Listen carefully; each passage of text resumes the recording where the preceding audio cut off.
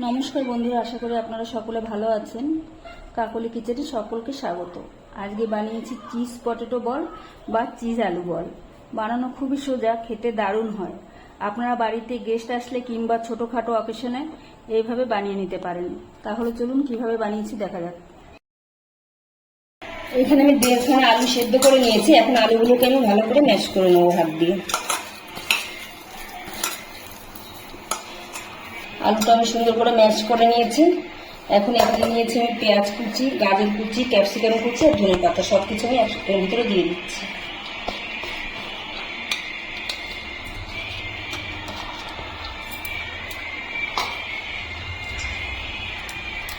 এখন এর ভিতরে আমি মশলা দিয়ে দিচ্ছি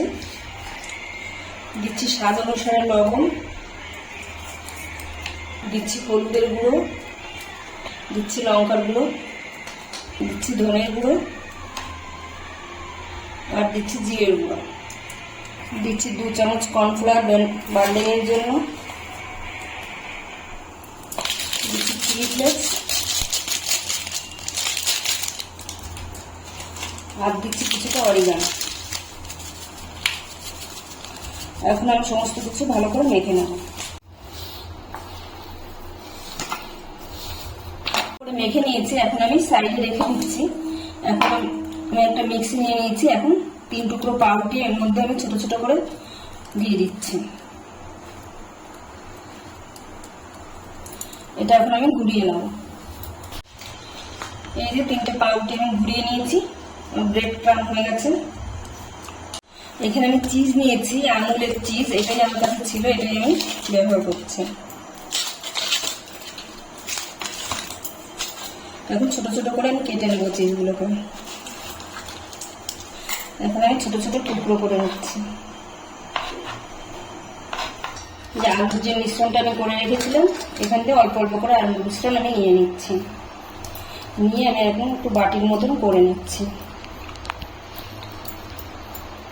তারপরে এক টুকরো চিজ এর ভিতরে দিয়ে মুখটা আটকে দিচ্ছি।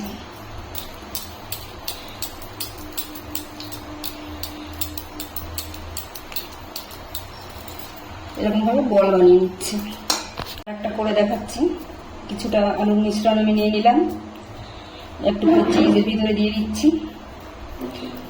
আমি চিজ দিয়ে বানাচ্ছি, আপনাদের কাছে যদি চিজ না থাকে আপনারা পনির দিয়েও বানাতে পারেন, কিন্তু চিজ দিয়েই ভালো লাগে এটা। এভাবে আমি সবগুলো বানিয়ে নেব। সবগুলো বল আমি তৈরি করে নিয়েছি। এখন আমি 10 মিনিটের জন্য এটা ফ্রিজে রেখে দিচ্ছি, একটু সেট হওয়ার জন্য। এখানে আমি একটা ডিম ভেঙে নিয়েছি, এখানে সামান্য লবণ দিয়ে দিচ্ছি। লবণ দিয়ে একটু ফেটিয়ে নিচ্ছি। এখন একটা করে বল নিচ্ছি। বল নিয়ে ডিমের মধ্যে চুবিয়ে এই যে ব্রেড ক্রাম্ব বানিয়ে রেখেছিলাম, ব্রেড ক্রাম্বে এইভাবে কোট করে নেব।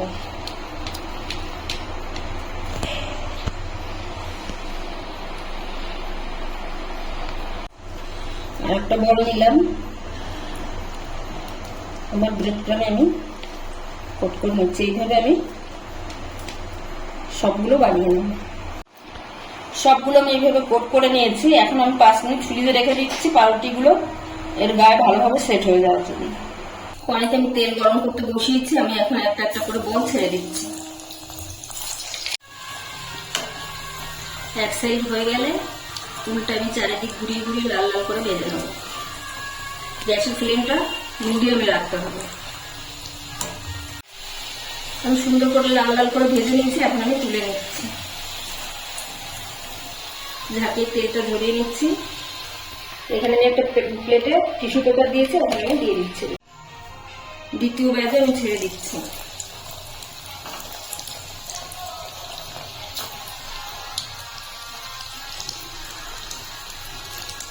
একইভাবে আমি লাল লাল করে ভেজে নেব। রেসিপিটি তৈরি হয়ে গেছে। ভিডিওটি যদি ভালো লাগে তাহলে একটা লাইক করবেন এবং কমেন্টে জানাবেন কেমন হয়েছে। আর যারা নতুন তারা চ্যানেলটিকে সাবস্ক্রাইব করে পাশে থাকবেন।